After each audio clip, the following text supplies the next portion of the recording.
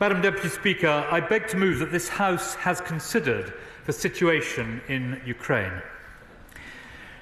Madam Deputy Speaker, all across the House condemned Putin's invasion in 2022. The whole House has supported Britain's actions to back Ukraine and galvanise the international community. And today, I hope the whole House echoes the words of the Prime Minister as he pledged £3 billion in military aid for Ukraine every year until 2030 and beyond if necessary. He said Ukraine is not alone and Ukraine will never be alone. Madam Deputy Speaker, the war has entered its third year. In the last few months, Russia has been eking out small territorial gains in the Donbass. Now the Kremlin is probing Ukrainian defences north of Kharkiv. They are unlikely to take Ukraine's second largest city anytime soon. But in recent days, they have taken a dozen villages, so we are at a difficult moment which underlines the critical importance of accelerating the delivery of vital military support to Ukraine. And across the country, Russian missiles are raining down on Ukrainian power plants and the electricity grid. Ukraine continues to strike back, including with clear success in degrading Russia's Black Sea Fleet and taking out military targets inside Russia. Increases in American, UK and European military aid are now arriving at the front, and the costs for Russia remain extraordinarily high. 465,000 Russian soldiers have been killed or wounded since February 2022, with thousands of conscripts having their lives tossed away for the sake of only modest tactical advances. Meanwhile, Russia's military now sucks up over 40% of government spending. Over half of Russia's national wealth fund has now gone, and Gazprom has posted its first annual loss in 20 years to the tune of $7 billion.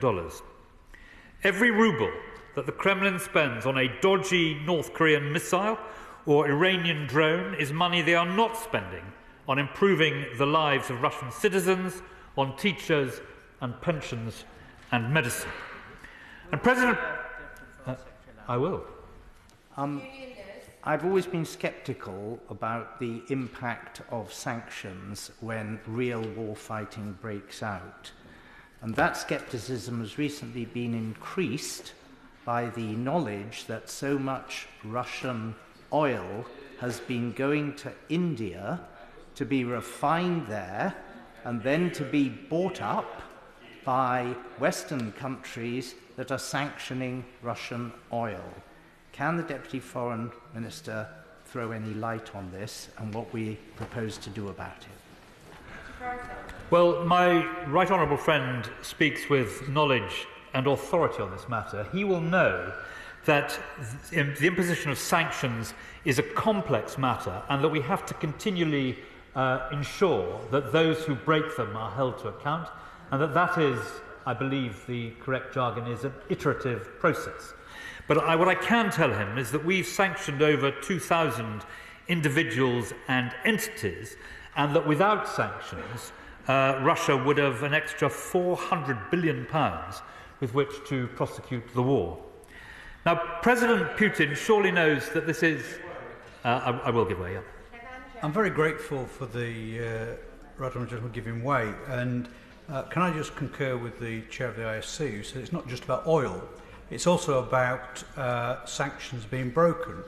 And what more can we do to stop, for example, UK and European companies who quite clearly are exporting their products via other countries, particularly Turkey and the stands, to bypass those sanctions?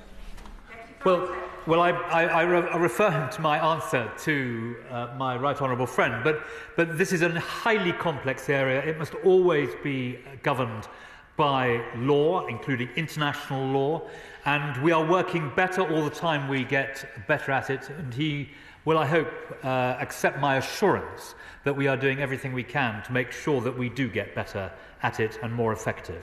I give way to the Honourable Lady. Thank you very much. I was also going to make a very similar point to that, because I understood that following some of Ed Conway from Sky's reports on motor manufacturing and diversion through Azerbaijan, for example, that the FCDO was going to take some action on this. Is he able to update the House on what action precisely the FCDO is taking to deal with this very blatant sanctions evasion? I hope very much that the Honourable Lady will forgive me if I don't give those details across the floor of the House, but at such point as it would be helpful and we are able to say so, I will assuredly inform the House. Now, Madam Deputy Speaker, President Putin surely knows that this is not sustainable. He will not be able to outlast the Ukrainians who are fighting for their very survival, or Ukraine's supporters with economies 25 times the size of his. And the House will be aware the situation on our front line is difficult. Russia has numerical advantages in men and materiel, and we are acting now to help Ukraine hold the line and get back on the front foot. I will. I'm very grateful. My anxiety is that all the figures he gave about what the Russian economy is doing would indicate that Russia has put the production of ammunition and materiel on a war footing. But everything I've heard from our Western allies is that we have chosen not to do that. It feels as if we give bits and pieces here, there and everywhere, all well-intentioned, but it doesn't add up to us putting the whole of the Western military armament process on a war footing, because that is surely what we need to do. I say to the honourable gentleman, for whom I have a very high regard, that when I have finished my speech, I hope he will be reassured specifically on that point. I will, yes. I thank the Deputy Foreign Secretary for giving way. He's talked about the numerical advantage Russia has over Ukraine. That is why it is so important that troops at the front line in Ukraine who are injured are treated and cared for and recycled back into active service as quick as possible. In Gul, we're very proud to have provided over 150 ambulances, including armoured ambulances, which are being used at the front. So the Deputy Foreign Secretary spoke about military aid. Can you assure the House that we're also doing everything we can to ensure that proper medical aid and support is being provided to those brave troops? Yes, and I'm extremely grateful to his constituents for the work that he described. And again, if he will bear with me, I will be able to come directly to the point that he has made. It is important, Madam Deputy Speaker, to restate what is at stake.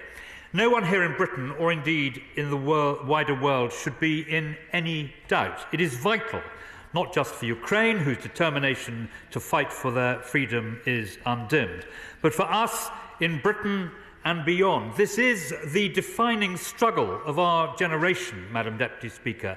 At stake in Ukraine are vital principles. These are not just words found in the United Nations Charter, a charter signed by Russia, but which she now flagrantly breaks and dishonours.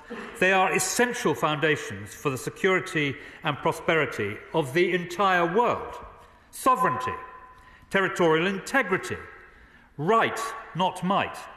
The war has brought the greatest atrocities on our continent in a generation. The death, rape, torture and deportation of civilians on a massive scale. And we see the war's impact spread across Europe, even to our own shores. Espionage, cyber attacks, disinformation, suspected sabotage activity, airspace violations and GPS jamming, which impacts civil aviation. And if, Madam Deputy Speaker, Russia were to win in Ukraine, we will be back in a world where the most fundamental international rule, that countries must not seize land from others or resolve disputes by force, would be in shreds. Success would only embolden Putin and authoritarian leaders around the world with designs on their neighbours' territory. So the costs of supporting Ukraine now are far less than the costs we will face if they do not repel the invaders. And this is why the government has identified Russia as the most acute threat to British security, and why there has been an enduring cross-party and public support in Britain for Ukraine since those little green men first appeared in 2014. And it is why we have seen NATO only grow stronger since the Russian invasion, with Sweden and Finland joining an alliance dedicated solely to defending territory, not taking territory. And why we have seen the American Congress decide last month to approve $60 billion in further US support for Ukraine, and the EU announcing €50 billion in multi-year support. And that is why, despite the different pressures some partners face, none but the most isolated and fanatically anti-Western states seek to defend Putin's blatant violation of the UN Charter. And this isolation, Madam Deputy Speaker, is Moscow's greatest weakness.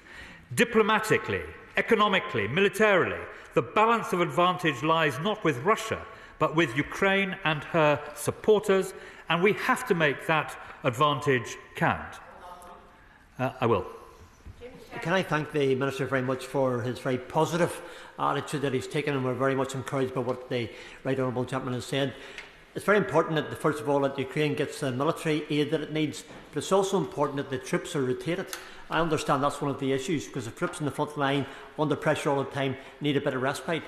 What discussions has the Minister been able to have with the Ukrainian army to ensure that the militarily and also respite-wise and relaxation-wise there is help for them? Well, my honourable friend makes an important point, and he may rest assured that British military advice in that respect and in much else as well is not lacking. Now, Madam Deputy Speaker, I was saying that we have to make this advantage count of Moscow's greatest weakness, diplomatically, economically and militarily. And so we and our allies and partners need to outcompete. We need to out-cooperate, and we need to out-innovate. Ukraine can and will win, provided we support them enough, fast enough, and for long enough. And the key priorities are clear. Kyiv needs immediate military aid, particularly ammunition and air defence, to defend the front line and protect its vital infrastructure.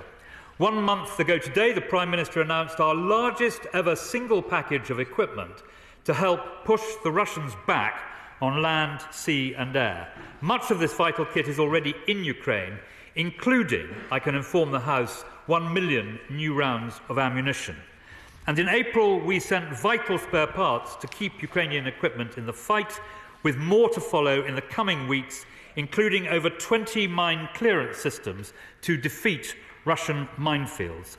This year alone, Madam Deputy Speaker, Britain has given more than 1,600 strike and air defence missiles, as well as more Storm Shadow long-range precision-guided missiles, £245 million for artillery ammunition, and £325 million programme for drone production and procurement, and £20 million of emergency funding to repair energy infrastructure.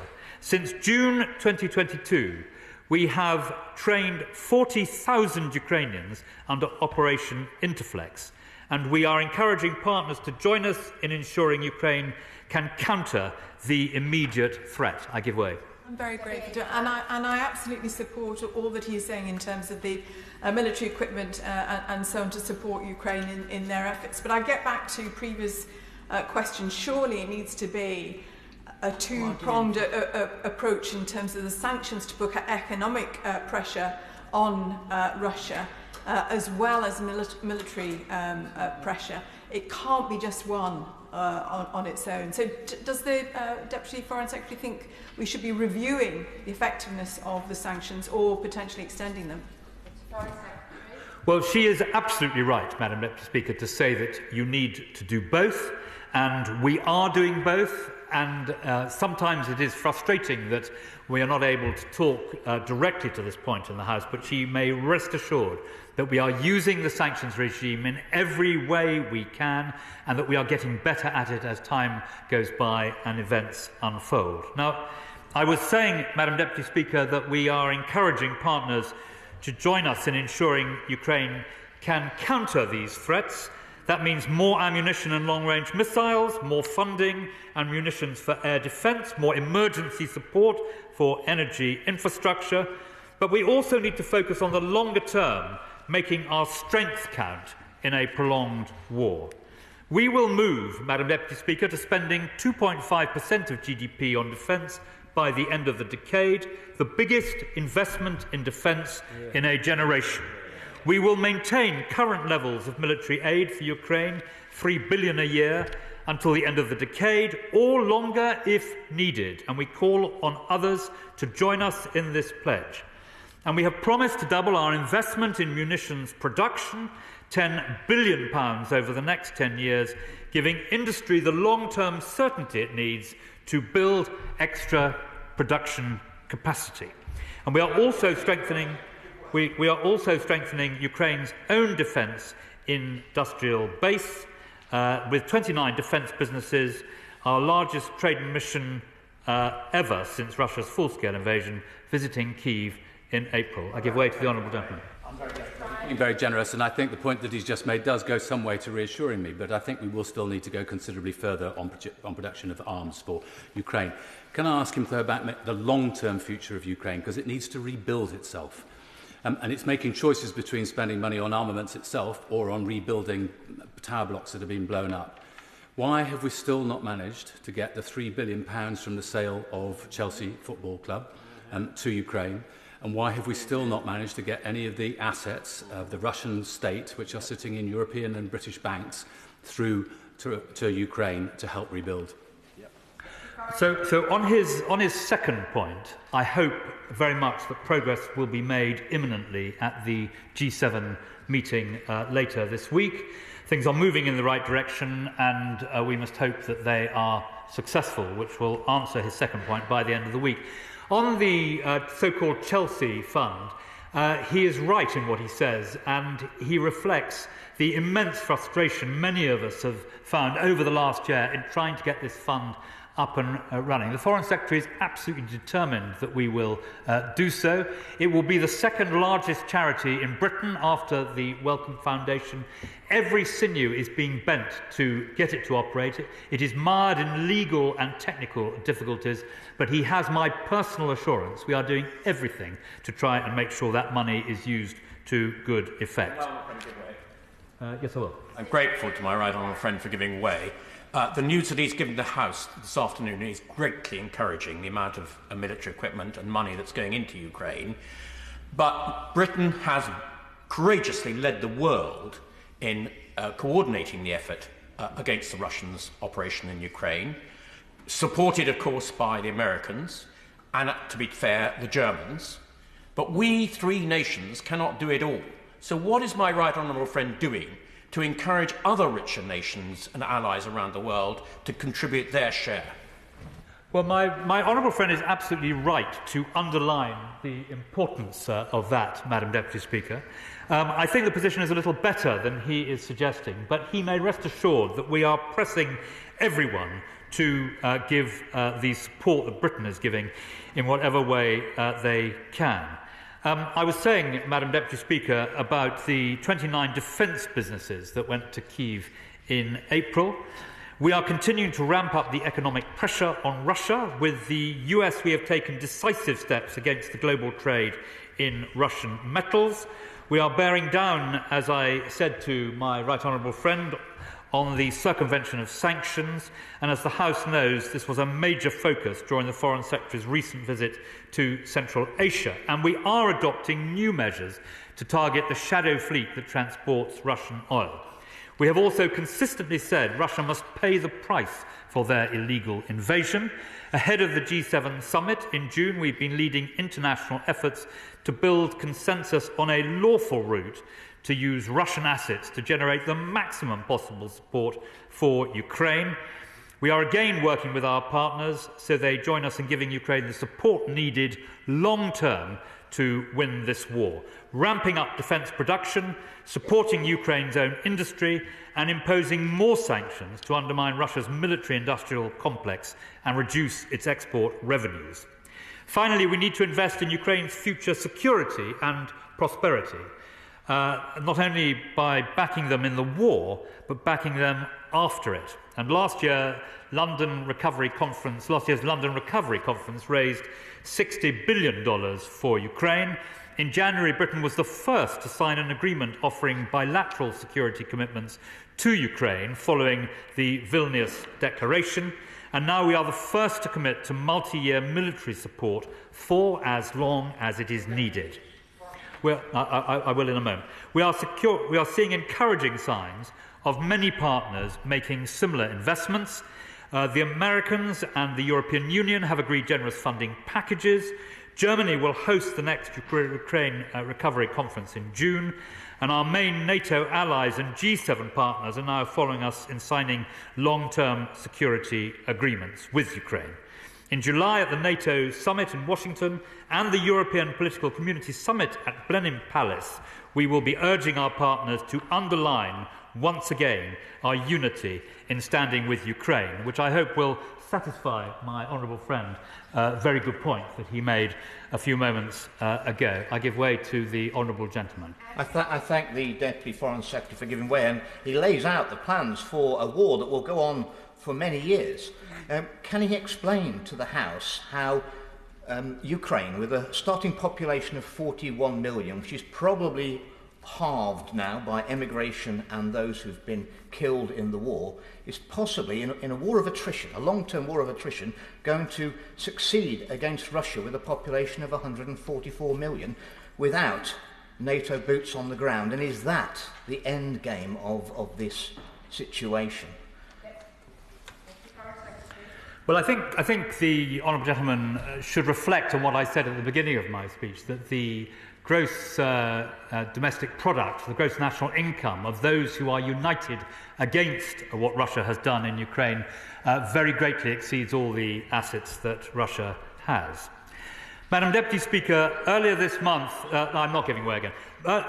Madam Deputy Speaker, earlier this month, Her Royal Highness the Duchess of Edinburgh was the first member of the royal family to visit Ukraine since Putin's invasion. She followed in the footsteps of Gaitha of Wessex, an Anglo-Saxon princess who married the Grand Prince of Kyiv, one of many figures in British history to have forged links with Ukraine over the centuries. Today, we are seeing, not only on security, but in areas ranging from English language training for civil servants to green technology, a greater breadth and depth of cooperation than ever before. I will indeed give way to my...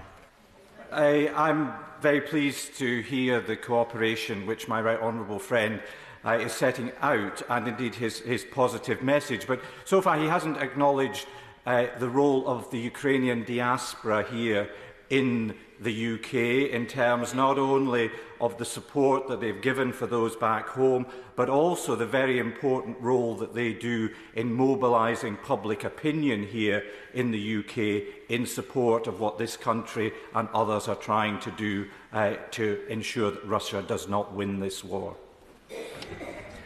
My honourable friend is entirely right to make that point. The contribution of the Ukrainian community here in Britain, those who have come here, has been immense in terms of awareness raising. I remember with the greatest possible affection the concert that took place in Wild Green in my constituency, where a young Ukrainian opera singer sang the national anthem. At the end of that concert, everyone who had the privilege of being there was fully aware about the dreadful sufferings that Ukraine was experiencing. Madam Deputy Speaker, during his recent visit, the Foreign Secretary launched negotiations on an enhanced 100-year partnership with Ukraine. Our friendship with Ukraine is not only enduring, it is growing stronger. We will stand with Ukraine's people until they prevail in the war, and we are confident that they will enjoy a future that is secure, prosperous and free. Ukraine's cause is just. It matters to Britain. The consequences of Ukraine failing are unconscionable. Our friends and enemies alike are watching to see if we have the necessary resolve to see this through to the end. Let no one believe that if Putin succeeded in his illegal invasion and conquered Ukraine, he would stop there. Emboldened by victory, the failure of the West, of Europe, America and of our own country would define our generation's inability to deliver the collective security we have championed continuously since 1945. The cost to us all of this failure would be many, many times the financial costs we are bearing today in delivering the necessary military support. This support must continue if we are to maintain that collective security, the rule of law, and the international rules-based system upon which the stability and success of future generations depend. The people of Ukraine have shown extraordinary bravery and determination in resisting Putin's vile war machine. We cannot, we must not let them down.